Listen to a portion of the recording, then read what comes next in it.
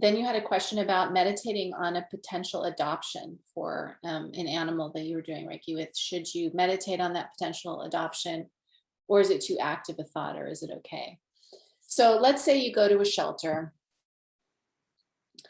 I'll give you guys an example. This actually happened to me. And this story is in my first book, Animal Reiki. So some of you who read that, you might recognize this story. So I went to do Reiki. I used to volunteer at a shelter near the San Francisco airport, and I worked with the dogs. I would walk the dogs and I'd come back and do Reiki with them.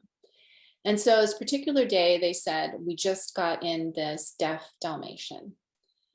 You can't walk him because he's completely out of his mind, terrified. He was howling this horrible like scream. And they're like, and Dalmatians are very active. And he was like wearing his paws raw by just pacing and screaming. And the other dogs were like, what is wrong with this dog? The staff was like, please help us. We can't stand the high-pitched sound this dog is making. And he is completely miserable. He's too freaked out to even take out to do anything with. So I went in, and when I went in, I decided to go into his kennel because he was so frantic.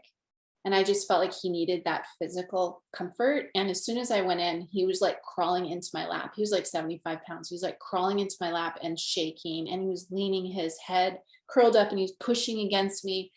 And he was just shaking, and he was making this terrible, like whimpering cry. It was really heartbreaking. But I could tell he was glad I was there. I mean, he was like just curled up and against me. And so I thought, okay, I'm gonna do Reiki for this dog.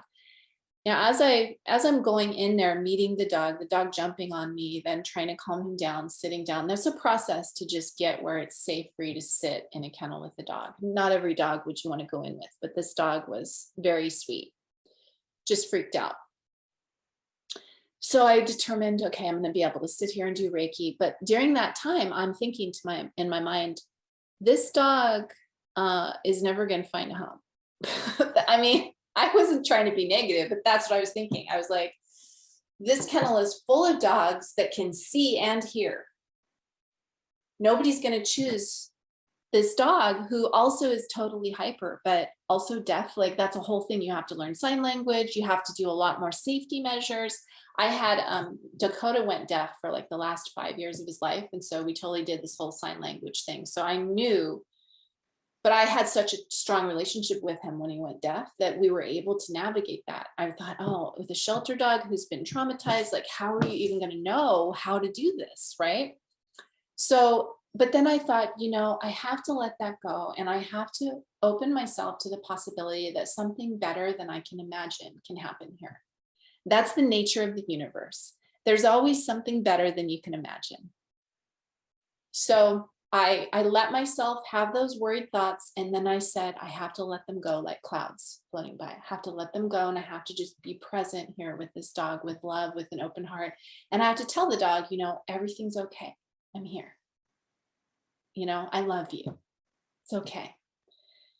The dog totally fell asleep.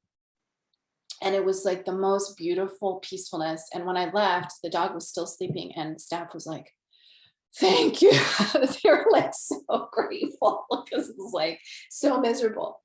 So I used to volunteer twice a week. So a couple of days later, I came back to volunteer, and I went back to the kennels to check on the dog, and that dog wasn't there anymore. And they were a kill shelter. And so they always told me, if you don't want to know, don't ask. So I thought to myself, do I want to ask what happened to the deaf Dalmatian? Because I worried maybe they determined that he was unadoptable, and they're so crowded and they don't have space. I'm going to ask. I have to ask because I had such a beautiful connection with this dog. So I go back to the director. What's going on with the Dalmatian? What happened? She's like, oh, I forgot to tell you, the most amazing thing happened. She said, like, right after you left, this couple came in, and they're driving through. They're not even from here. They're just driving by, and they saw us. And they said, this is a really weird request. But they said, we're looking for a companion for our dog. She's a deaf Dalmatian. We want another one. You guys don't happen to have one, do you? And I'm like, what? So they adopted her or him. I can't remember if it was a girl or a boy. They adopted this dog. And it happened right after. So I thought, what happened? You know, the universe creates miracles sometimes, creates synchronicities.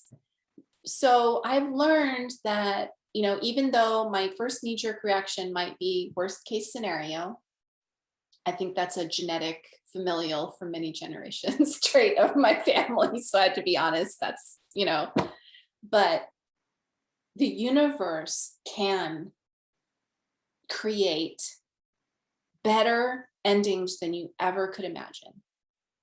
So if you can try to kind of let go of those, just recognize I had that thought. Okay. I'm going to let that go.